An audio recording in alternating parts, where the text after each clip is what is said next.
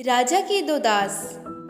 एक बार एक राजा के दो दास होते हैं। एक दास जो राजा की हर बात मान लेता है और राजा का दिया हुआ काम बड़े आनंद और ईमानदारी से करता है। राजा उसे चाहे जो काम दे और चाहे जहाँ मर्जी उसे भेजे, वह बिना सवाल किए चला जाता है, कोई सवाल नहीं करता। हर काम आनंद के साथ करता है। परंतु राजा का दूसरा दास इस दास के बिल्कुल उल्टा होता है। वह राजा का हर काम कुड़कुड़ा कर और अप्रसन्नता के साथ करता है। उसे यह लगता था कि राजा उसके साथ बुरा करता है, उससे ज़्यादा काम करवाता है और उसके काम का थोड़ा मुआवजा देता है।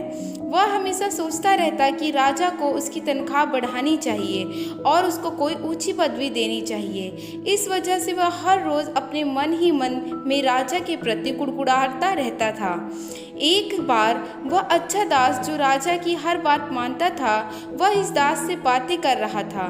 तो राजा का कुड़कुड़ाने वाला दास राजा के बारे में बोलने लगा कि राजा उसके साथ नाइंसाफ़ी करता है, उससे बहुत काम करवाता है तथा उसे काम का बहुत कम मुआवजा देता है। परंतु वह दूसरा दास बोला कि नहीं, राजा तो बहुत अच्छा है, वह कभी कोई ऐसा काम किसी को दास को नहीं देता जो दास कर ना सके। तो वह कुड़कुड़ाने वाला दास उससे पूछता है, तो अच्छा मुझे ये बताओ कि तुम राजा के दास कैसे बने। तो उस अच्छे दास ने कहा कि मैं राजा का दास बनने से पहले एक छोटा किसान था। मेरे पास छोटी सी ज़मीन थी जिसमें मैं खेती करके अपने परिवार का पालन पोषण करता था और मेरे ऊपर बहुत कर्जा था, मैं उसे चुका नहीं पा रहा था, जिसकी वजह से कर्जा मांगने वाले अपने लोगों को भेजा और उन लोगों ने मुझे बहुत मारा और मार मार कर मुझे लहूलुहान करके मार्ग में फेंक दिया। और उसी मार्ग से राजा जी आ रहे थे। उन्होंने मुझे देखा और मुझे संभाला, मेरे जख्मों पर मलहम लगाया और मुझसे पूछा ये सब किस वजह से हुआ। जब मैंने उन्हें बताया कि मेरी ये दशा मुझसे कर्जा लेने वालों ने कर दी है, तो राजा ने कहा मैं तुम्हारा सारा कर्जा उतार दूंगा। तब मैंने सोचा कि मुझे राजा जी की सेवा करनी चाहिए। ऐसे में मैं राजा जी का दास बन गया। फिर उस दास ने कहा, अब भाई तुम बताओ कि तुम राजा के दास कैसे बने। तो उस दास ने कहा, तुम्हारी कहानी भी मेरे जैसी ही है, मेरा भी सारा कर्जा राजा ने माफ़ कर दिया और मैंने भी सोचा कि मुझे भी राजा की सेवा करनी चाहिए। तो उस अच्छे दास ने पूछा, तो फिर भाई ये बताओ तुम क्यों राजा को कुड़कुड़ाते रहते हो, राजा ने तो हम दोनों का कर्जा माफ़ कर दिया। यह बातें सुनते ही वह दास सोच में पड़ गया। तो मेरे प्रिय भाई बहनों, यह कहानी यहीं ख़त्म होती है।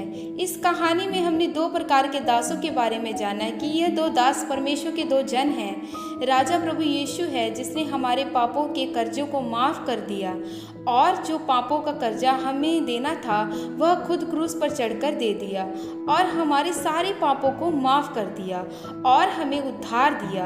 और जो उसके इस प्रेम को जान गए वे परमेश्वर के कामों के लिए आगे आए। परंतु आज अगर हम प्रभु का कोई भी काम कर रहे हैं, उसे हमने अच्छे दास की तरह बिना कुड़कुड़ाए करना है। जैसे वचन फिलिपियों अध्याय 2 के 14 वचन में लिखा है, सब काम बिना कुड़कुड़ाए और विवाद के किया करो।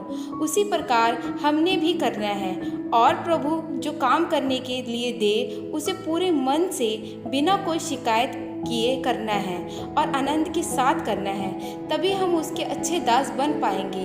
एक बात हमेशा ध्यान में रखनी है कि परमेश्वर हमें कभी कोई ऐसा काम नहीं देता जो हमारी सामर्थ्य से बाहर हो और उसे हम कर ना पाएं। परमेश्वर हम सभी से बहुत प्यार करते हैं, इसीलिए हमने उस परमेश्वर के काम के लिए आगे आना है और एक अच्छा दास बनना है। मैं आशा करती हूँ आपको इस कहानी से बहुत कुछ सीखने को मिला होगा। प्रभु यीशु आपको आशीष दे। जय मसीह की।